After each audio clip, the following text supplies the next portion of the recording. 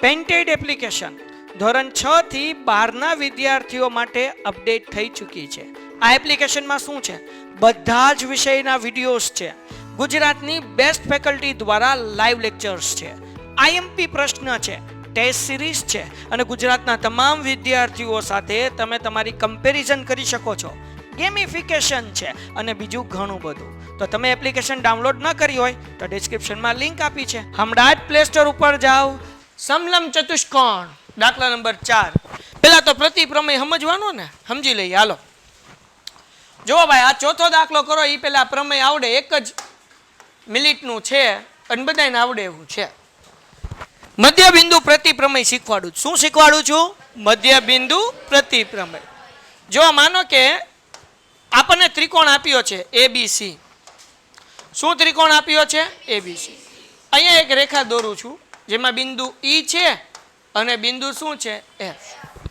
હવે આપણને દાખલામાં કીધું હોય કે ભાઈ EF સમાંતર BC. દાખલામાં શું કીધું હોય? EF સમાંતર BC. આવડી આ બે લાઈન સમાંતર થાય કે ન થાય? E કોનું મધ્યબિંદુ છે? એ B નું મધ્યબિંદુ હોય તો F કોનું મધ્યબિંદુ હોય? બસ આ છે મધ્યબિંદુ પ્રતિપ્રમેય. પણ શરત પેલી શું હોય કે EF સમાંતર શું હોવું જોવે? આ પેલી શરત. બીજી શરત શું? તો કે E એ B નું મધ્યબિંદુ હોય તો જ તે F AC નું મધ્યબિંદુ થાય. કેમ? કારણ કે આ લાઈન તો આમ સીધી જ છે, તો E મધ્યબિંદુ છે તો F એ શું હશે? તો આ છે એનો પ્રતિપ્રમેય. શું છે? બસ. તો પેલા તમને ચોથો દાખલો આવડી ગયો, એટલું આવડી ગયું. એટલે એ જ કરવાનું છે, બીજું કાંઈ નથી કરવાનું, મોજ કરવાનું છે. આ મને કીધું સમલંબ ચતુષ્કોણ ABCD માં AB સમાંતર DC છે. આ AB અને આ DC શું છે ભાઈ? સમાંતર છે. બરાબર ને? સમાંતર એટલે ખબર પડે ને, આ આડી લાઈન છે AB ની, તો DC ની લાઈન એ કેવી છે? આડી લાઈન છે. આ સમાંતર કહેવાય. જરાક ધ્યાન રાખજો, અહીંયા પ્રમેય પૂરો થઈ ગયો, દાખલો પૂરો થઈ ગયો. પછી હું કીધું ભાઈ BD એનો વિકર્ણ છે. આ વિકર્ણ તમને બધાને દેખાય? દેખાય કે ન દેખાય? તો કે હા. પછી આપણને હું કીધું AD નું મધ્યબિંદુ કોણ છે ભાઈ? બોલો. AD નું મધ્યબિંદુ E છે.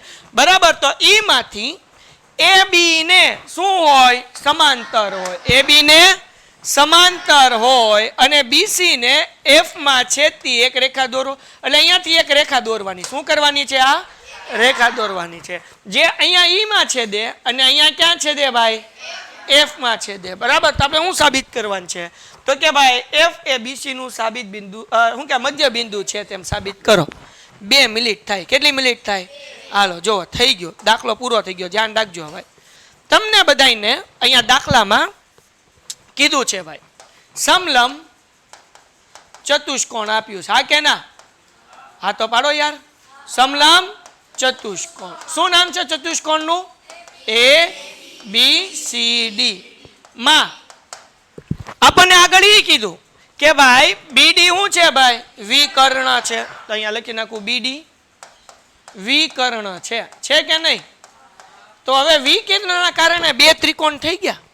પેલો ત્રિકોણ કયો? તો કે સાહેબ પેલો ત્રિકોણ આવડો DAB. પેલું સમજવું આ DAB. આ સ્ટાર કરી નાખું. કોઈને કઈ ડાઉટ છે? હા કે ના? તો હવે આપણે આ ત્રિકોણનું નામ લખીએ. જરાક સમજાવજો, મને આવડતું નથી. ત્રિકોણ શું છે? ત્રિકોણનું નામ કેવું? ત્રિકોણ DAB. આ ત્રિકોણની અંદર આપણને અહીંયા જે છે દાખલામાં કીધું છે, મેં અહીંયા લાઈન કરી છે કે AB ને સમાંતર શું છે ભાઈ? તો કે જો આ AB એને સમાંતર શું છે? EF. છે કે નહીં? હા કે ના? હાલો તો આપણે લખી નાખીએ ભાઈ માં AB સમાંતર EF. કોઈને કઈ ડાઉટ છે?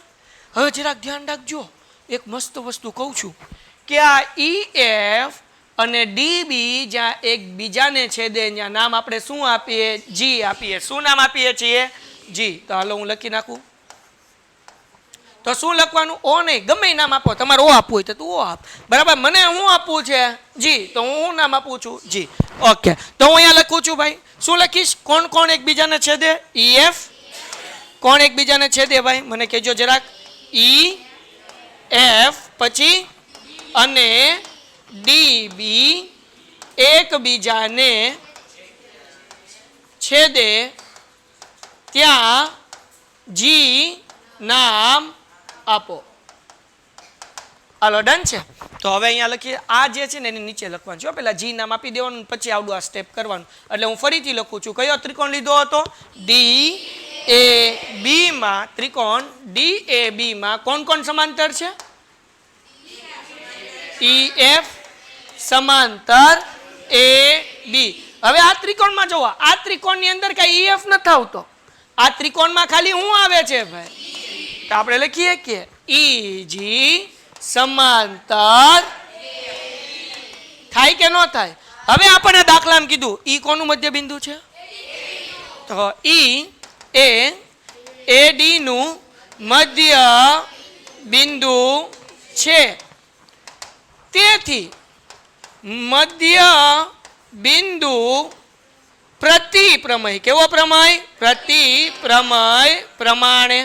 હમણાં જ મેં તમને શીખવાડ્યું ભાઈ, જો ઈ એ ડી એ નું મધ્ય બિંદુ હોય તો એ ડી નું મધ્ય બિંદુ હોય તો જી કોનું મધ્ય બિંદુ હોય? તો લખી નાખવાનું જી એ ડી બી નું મધ્ય બિંદુ છે. હા કે ના? આ પેલું સ્ટેપ પૂરું થઈ ગયું. અહીંયા પેલું સ્ટેપ પૂરું આપણું. કેટલામું સ્ટેપ પૂરું? હવે બીજું સ્ટેપ, બીજું ત્રિકોણ લઈ લઈએ અને પ્રમેય આપણો પૂરો. હાલ ભાઈ આવી જા મારા કાકુડા, આવી ગયું. જરાક સમજજો. હવે અહીંયા હું લાઈન કરું કારણ કે મને થોડીક વધારે જગ્યા મળે એટલે. આ કેમ હાલતીનું ને? હાલો ભાઈ બીજો ત્રિકોણ કયો? બીજું સમજવું કયું? D C B. એટલે બોલા હું થાય છે જ ન થળતી. ડી સી બી બરાબર ને? બીજો કયો ત્રિકોણ? હાલો જાગો બધાય. તો અહીંયા લખું ત્રિકોણ ટમ ટમ ટમ ત્રિકોણ ડી સી બી માં. જરાક ધ્યાન રાખતા રહેજો. દાખલામાં આપણને આપેલું છે, શું આપેલું છે? એ બી સમાંતર ડીસી છે કે નહીં? હમણાં આપણે અહીંયા લખ્યું ભાઈ, આપણે શું લખ્યું? ઈ જી સમાંતર એ બી. આવું લખ્યું કે નહીં? તો હરખી હરખું એ બી કાઢી નાખીએ તો શું થાય ભાઈ? ઈ જી સમાંતર ડીસી. તો આવડી આ લાઈન ઈજી, એના બદલે હવે ધ્યાન રાખજો જરાક, મજા આવશે. ઉભા રહો. આ ઈજી નહીં, અહીંયા હું લખીશ આવડી આ લાઈન ઈ એફ. આખું લખું ઈ એફ સમાંતર એ બી. અહીંયા કરી નાખું ઈ એફ. હવે આખી લાઈન છે ઈ એફ. પણ ત્રિકોણમાં કયો ભાગ આવે છે? ત્રિકોણમાં કયો આવે છે? તો ખાલી જી એફ જ લેવાનો. તો કે જી એફ સમાંતર શું થાય ભાઈ? ડીસી થાય કે ન થાય?